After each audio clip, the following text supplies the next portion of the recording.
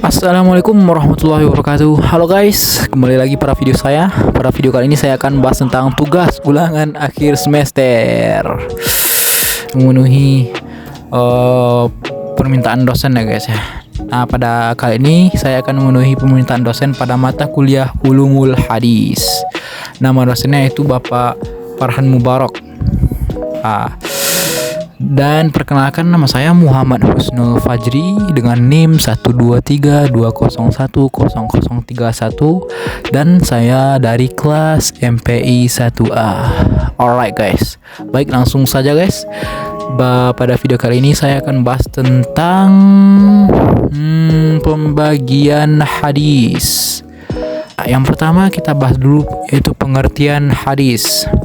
Pengertian hadis secara bahasa, hadis berasal dari kata Arab hadasa yang berarti mengabarkan atau menceritakan. Dengan demikian, dalam konteks bahasa, hadis merujuk pada segala bentuk cerita atau laporan, baik itu narasi tentang peristiwa atau ucapan seseorang. Secara istilah, hadis merupakan laporan atau narasi tentang ucapan, tindakan atau persetujuan Nabi Muhammad SAW beserta perilaku dan ajarannya. Dalam kajian agama Islam, hadis berfungsi sebagai sumber hukum kedua setelah Al-Quran dan dipandang sebagai otoritas penting dalam menetapkan ajaran dan praktik keagamaan. Penelitian dan analisis hadis oleh para ulama dan ahli hadis merupakan disiplin ilmu yang kompleks yang bertujuan untuk memahami, mengevaluasi dan mengklasifikasikan keontentikan hadis serta memahami konteks historis di balik setiap laporan mengenai Nabi Muhammad SAW. Ya, berikutnya pembagian hadis berdasarkan kuantitas perawi. Yang pertama yaitu hadis mutawatir. Yaitu hadis dengan jumlah perawi yang sangat besar yang membuatnya sangat kuat dan dianggap otentik. Yang kedua yaitu hadis ahad.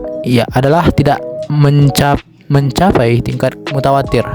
Yang ketiga itu hadis masyhur, hadis yang diketahui oleh sejumlah perawi yang cukup banyak meskipun tidak sebanyak hadis mutawatir. Yang keempat yaitu hadis aziz, hadis yang memiliki perawi yang sedikit namun dianggap kredibel. Yang kelima itu hadis gharib, hadis dengan perawi yang sangat sedikit yang membuatnya rentan terhadap keraguan. Itu ya guys ya. Yang ketiga, pembagian hadis dari segi kualitas sanad. Ada 3 teman-teman. Yang pertama, hadis sahih, syaratnya bersambung, perawinya adil dan dhabit, tidak ada kejanggalan pada matan dan dapat dijadikan hujah. Yang kedua, hadis hasan, seperti hadis sahih, hanya derajat ketelitiannya sedikit di bawah, syaratnya bersambung, perawinya adil dan dapat dijadikan hujah. Yang ketiga dan terakhir itu hadis dhaif. Yang pertama itu memenuhi syarat hadis sahih dan hasan. Yang kedua ada kekurangan pada sanad atau matannya, dan yang ketiga tidak dapat dijadikan hujah. Itu teman-teman. Dan berakhirlah di ujung video pada kali ini. Dan dari materi tadi dia dapat diambil kesimpulan pembagian hadis menjadi begitu penting untuk dipelajari dalam memahami ilmu hadis. Hadis dapat diklasifikasikan dari berbagai segi pandang, di antaranya dari segi kualitas perawi dan kualitas sanad.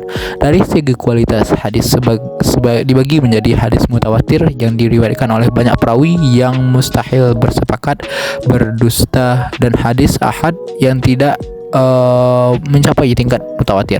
Sementara dari segi kualitas sanad, hadis dibagi menjadi hadis sahih yang sanadnya bersambung dan perawinya adil, hadis hasan yang derajat ketelitiannya sedikit di bawah sahih, serta hadis dhaif yang tidak memenuhi syarat sahih dan hasan.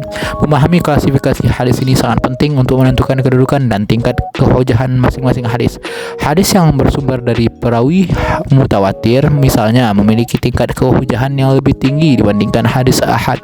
Demikian pula hadis sahih lebih kuat daripada hadis dhaif. Mungkin itu ya teman-teman video saya kali ini. Dan ada sedikit pesan nih. Walaupun kita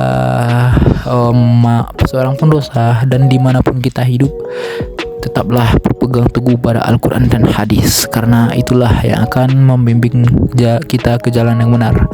Oke teman-teman, sekian dan terima kasih. Wassalamualaikum warahmatullahi wabarakatuh.